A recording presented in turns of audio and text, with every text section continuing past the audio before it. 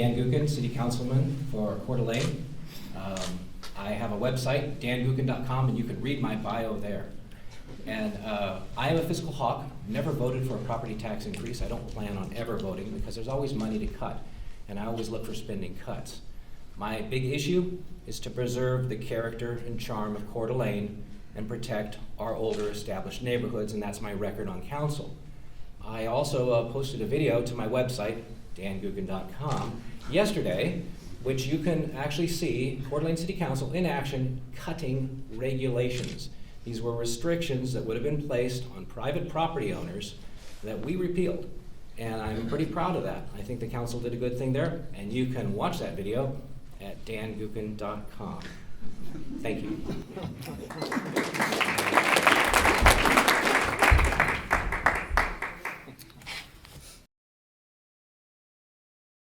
Best thing government can do to spur jobs is to get the hell out of the way.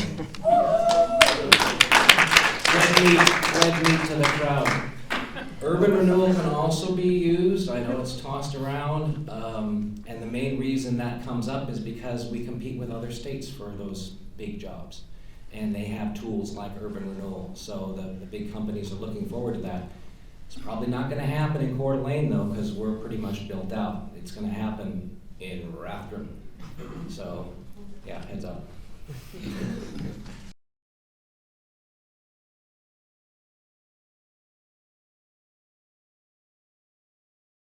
I've been looking at urban renewal since 2005 in Idaho, along with that gentleman there at the other end of the table. In his basement is where we started looking at LCDC and seeing what they are up to.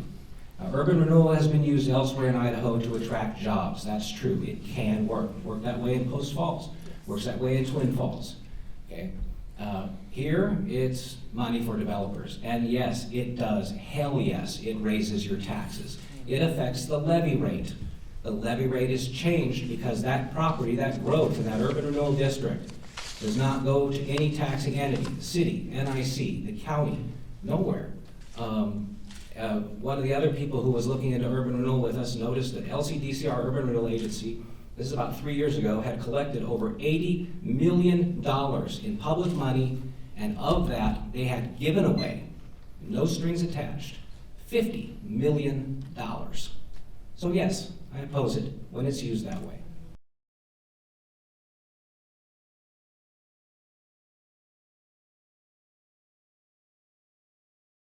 So make Coeur d'Alene great again. It's just the guy, yes. The biggest problem we have in Coeur d'Alene is that we have people who work here who can't afford to live here. And if you want to make Coeur d'Alene great again, the best thing we can do is bring in jobs for those people. We can keep the cost of government low, and I have done that by not voting for any property tax increases, and I will continue to look for spending cuts.